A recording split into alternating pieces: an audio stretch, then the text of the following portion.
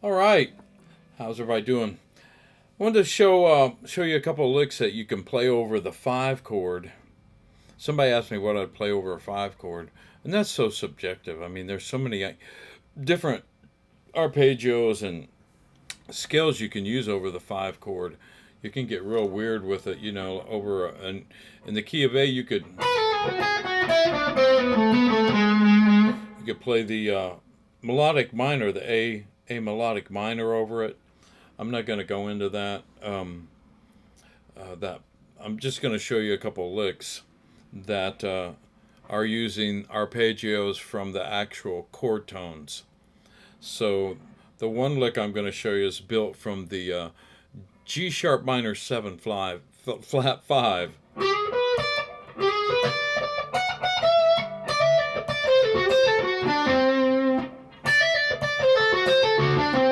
Yeah, that's it. So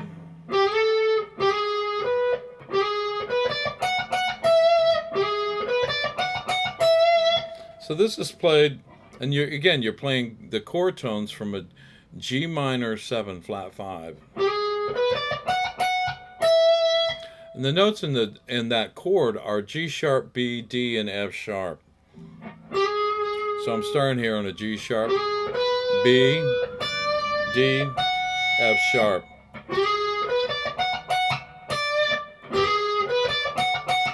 Then I'm resolving that F sharp, which is the ninth of E, back down to the root right there.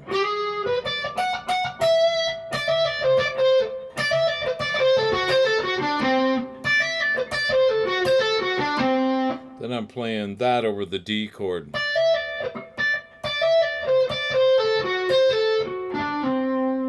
And that's a hammer-on pull-off from the 10th to the 12th fret with your first and third finger on the E string to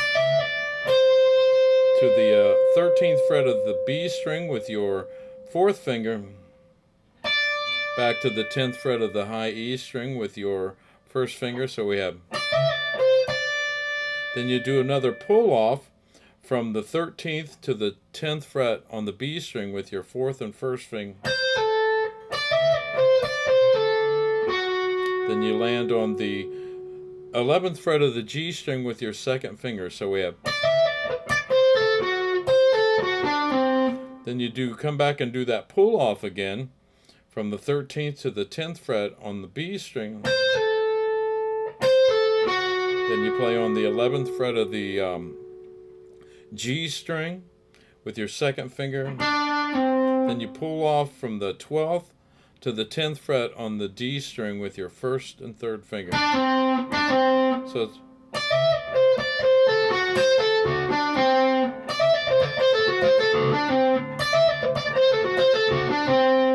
So we got the chord tone.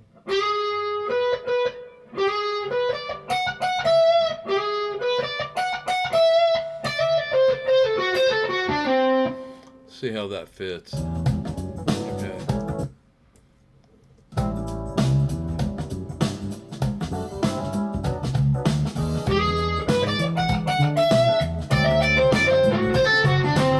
I didn't pull it off.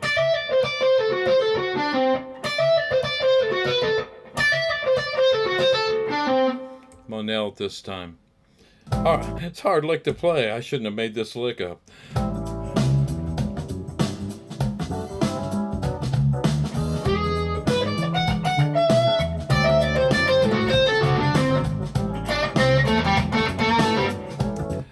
So that's one idea that I came up with using the chord tones from the G minor 7 flat 5 chord over an E7 chord. Another shape that you can use in arpeggio is a B minor 7th. So I'm going to start here. This lick is up here. So I'm going to start on this B note up here on the 16th fret of the G string, third finger, to the 15th fret of the B string, second finger, to the 14th fret of the high E string with your first finger. Then you're going to the 17th fret of the high E string, fourth finger, hit that twice, then come down to the 16th fret of the high E string, third finger. That's the G sharp, the third.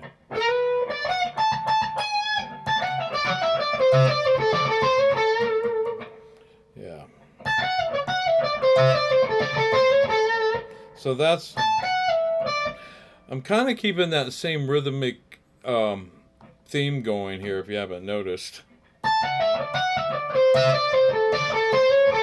Except there I resolve back to the one chord. So this is played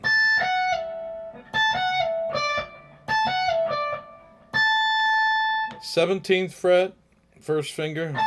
Do a pull off from 19 to 17 on the B string with your third and first finger. Come up and hit on the 19th fret of the G string.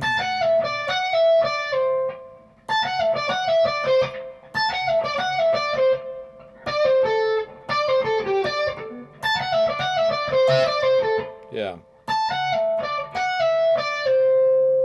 So then you do this,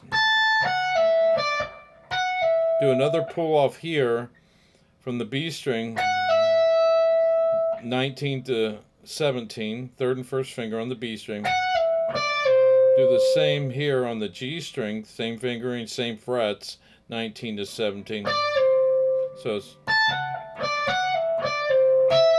then you come up here on the 17th fret of the B string, first finger. Do a pull off again from the 19 to 17 on the G to the 19th fret of the D string, third finger. So we have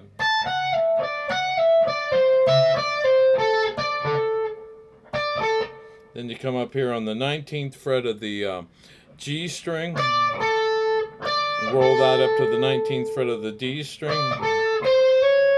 Then you do a hammer on from 17 to 18, first and second finger. End up here on the 19th fret of the D string with your third finger, the A note.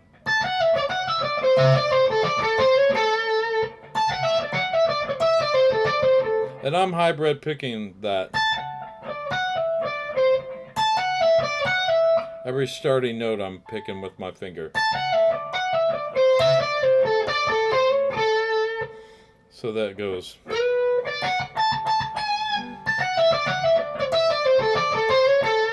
See how that one fits. Again, I'm using the tone, the chord tones from a B minor 7 chord, this part. There I resolved that perfect fourth in E down to the third, the G sharp note. You know, you don't want to hang out on that fourth. It's dissonant sounding. Some people like it, you know.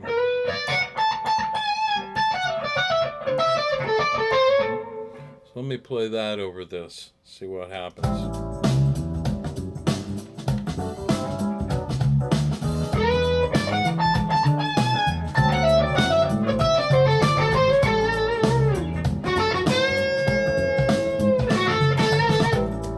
Okay, one more time on that one.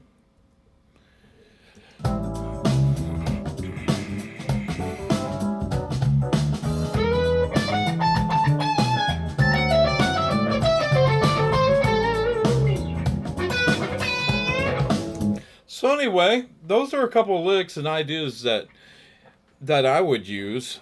And again, I'm using just chord tones over the 5 chord that are built from, you know, that E7th sound, you know, again. You know, talking about this stuff, you know, it's not something you can just talk about in 5 minutes, you know, so to really thoroughly go through all this stuff, it takes a lot of time and to explain it. And I'm probably not the best guy to do that. I mean, I understand it, and I read a lot of books. Don Mock has some great books. He has a book called, it's something about the melodic minor and harmonic minor. If you want to explore and learn how to play some really fusion sounding stuff, he was the man. And there's some cats out there that play today that are like that. And trying to think that guy from, there's a guy from, I don't know where he's from. I just know he's crazy good and blows a lot of really cool stuff. Plays great. But I pretty much just try to stay straight ahead when I play, and again, I try to play with raw emotion, a lot of feeling when I play, and and I probably make a lot of mistakes being that way. I don't try to, uh, learn solos and play them just like the record. I like to improvise, and some nights, you can play like that, and it'll sound great. Other nights you sound like crap. So I've been there. I've had those nights. Try to play something and just not happen. But anyway, hopefully these two licks will maybe open some doors and some ideas for the five. Just remember, you can use it. I put up some videos on all the arpeggios to play over an A7 chord. So you could go and review those and then just transpose it to the E chord. Play all those. You know. So anyway, I hope you enjoyed the video, and tell your friends, your neighbors, your cats, your dogs, and if you like the channel, subscribe to it, and come back and listen. And if you got anything, comments, make them. I try to answer everything that people put up. I'm not going to probably learn too many songs. Everybody wants me to learn songs. I get it. But and I'll learn a few, I guess, to illustrate, an idea or something that I might have. But listen, have a great evening, and God bless y'all. And I'll talk to you soon.